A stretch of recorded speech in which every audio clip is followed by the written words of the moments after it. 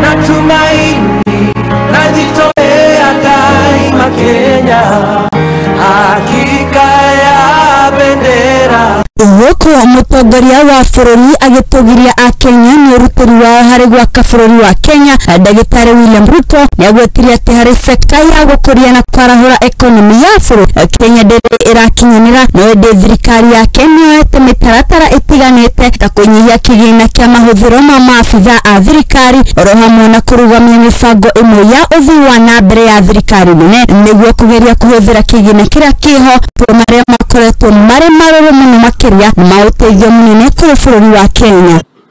The greatness and patriotic devotion of the people of Kenya have been on display during the past year. Together, we have made the right choices, sometimes taken very difficult and painful decisions to steer Kenya back from the edge of a catastrophic cliff of debt distress and move our country in a new direction.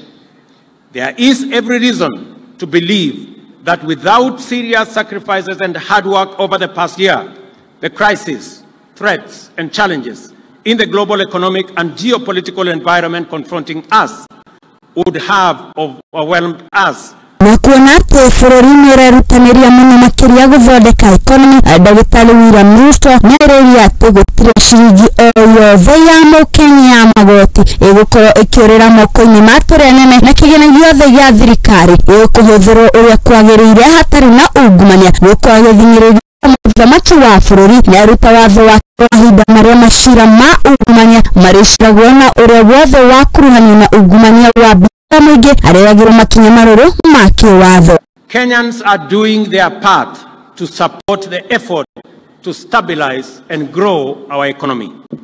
Their sacrifices and contributions are essential and must be honored.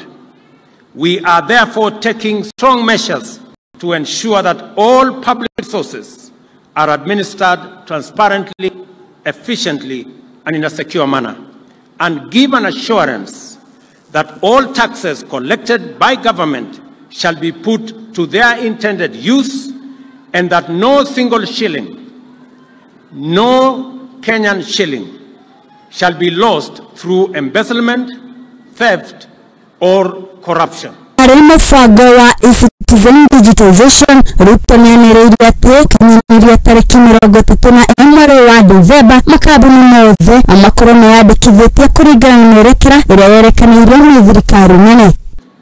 Besides enhancing revenue collection, digitization has eliminated revenue leakage through corruption and theft.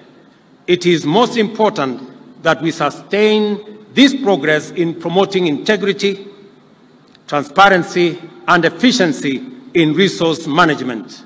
And for this reason, I direct that all agencies observe the December 31st deadline to finalize the migration to e-citizen platform.